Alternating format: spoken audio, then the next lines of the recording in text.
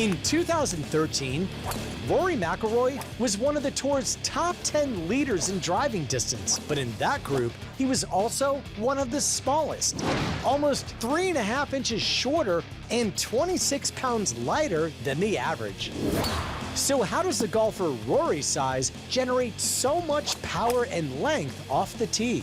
To find out, we brought the two-time major winner and former world #1 into the ESPN Sports Science Lab.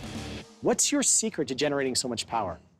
I think my power comes from my rotational speed. I think that's the thing where I have maybe an advantage over most of the guys.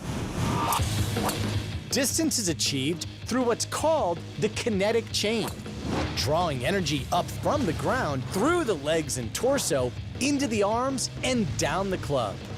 In the middle of that kinetic chain are two key links, the hips and shoulders. The separation between these two planes, known as the X factor, is often considered a major contributor to distance. For example, the average amateur turns his hips 50 degrees and his shoulders 90 degrees for an X factor of 40. Rory's hip and shoulder turns, on the other hand, create an angle that's 60% larger. However, compared to other pros, Rory's X factor is actually below average. But what's not below average is how he accelerates through the links in the chain. Most amateurs rotate their hips at an angular velocity of about 350 degrees per second. Rory's peak at more than 700 degrees per second.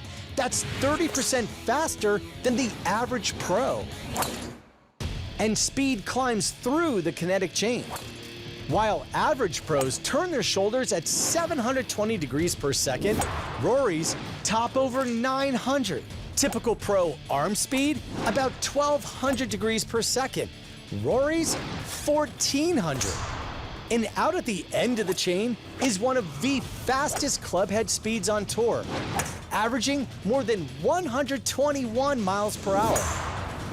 Ultimately, the real key to Rory's driving is in his transmission, meaning how quickly he shifts through the gears to top speed. He goes from 0 to more than 121 miles per hour in only 239 milliseconds.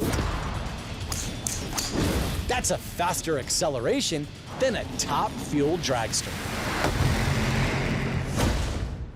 And Rory's not just crazy long, he's crazy long a lot. Last year, almost 44% of his drives were over 300 yards, and he led the tour in drives between 300 and 320 yards. For ESPN Sports Science, I'm John Brinkus.